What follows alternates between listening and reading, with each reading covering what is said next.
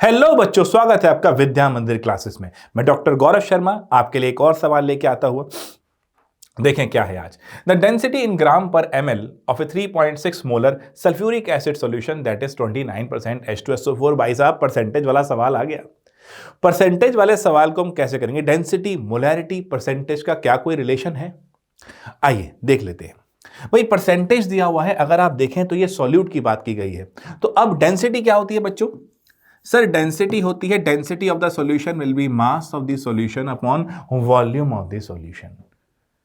ध्यान रखना, density of the solution is equal to mass of the solution upon volume of the solution. Solution की बात चल रही है, तो अगर डेंसिटी की बात करें और मास ऑफ द सॉल्यूशन ले लें हम W, क्या ले लें बेटा? W।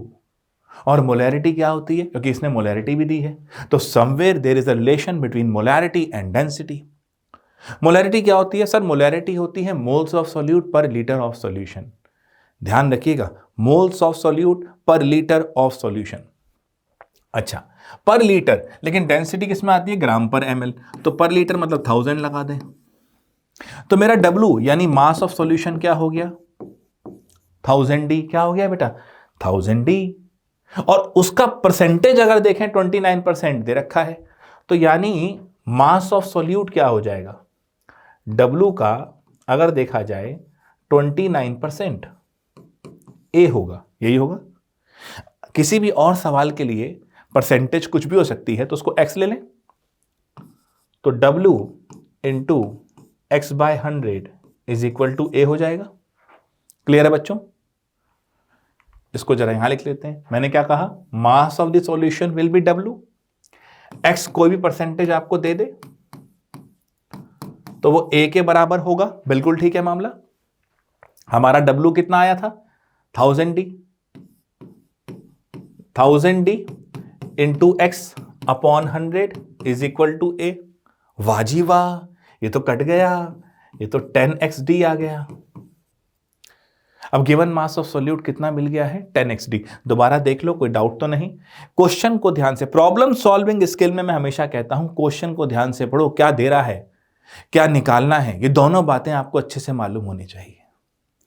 अरे भाई, कोई भी सवाल है केमिस्ट्री का, फिजिक्स का, मैथ्स का, एक चीज बहुत जरूरी है, आप कहां हैं और कहां पहुंचना है, दो बातें क्लियर होनी चाहिए। आपके लिए बड़ा आसान हो जाएगा सवाल। हम जनरली सवाल को पढ़ने की बजाय जो खुद आता है उसके साथ लग जाते हैं, वहीं फंस जाते हैं। तो ध्यान से पढ़ो, क्या दिया है, क्या निकालना है। उसने हमें क्या क्या दिया है? डेंसिटी निकालनी है, मोलैरिटी दी है, परसेंटेज दी है।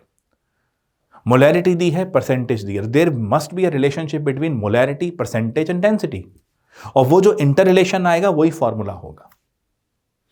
Is this clear? तो मैंने क्या मैंने बस डेंसिटी लिखी, डेंसिटी से मास ऑफ द सॉल्यूशन निकाला, परसेंटेज दिया था तो मैंने परसेंटेज निकाल के A निकाल लिया। अब मोलैरिटी क्या होती है सर? मोलैरिटी होती है sir given mass of solute upon molar mass of solute into 1 upon volume of the solution in litre पर लीटर। तो वो तो मैं ले ही चुका हूं, पर माने 1, वो तो मैं ले ही चुका हूं, पर माने 1। इसका मतलब मेरी मोलैरिटी क्या हो गई है सर? मोलैरिटी हो गई है A कितना आ रहा है? 10xD। लगाओ सर 10xD अपॉन मोलर मास। मच गई धूम। कैसे? मोलैरिटी क्या दी है? 3.6, यहां लगाओ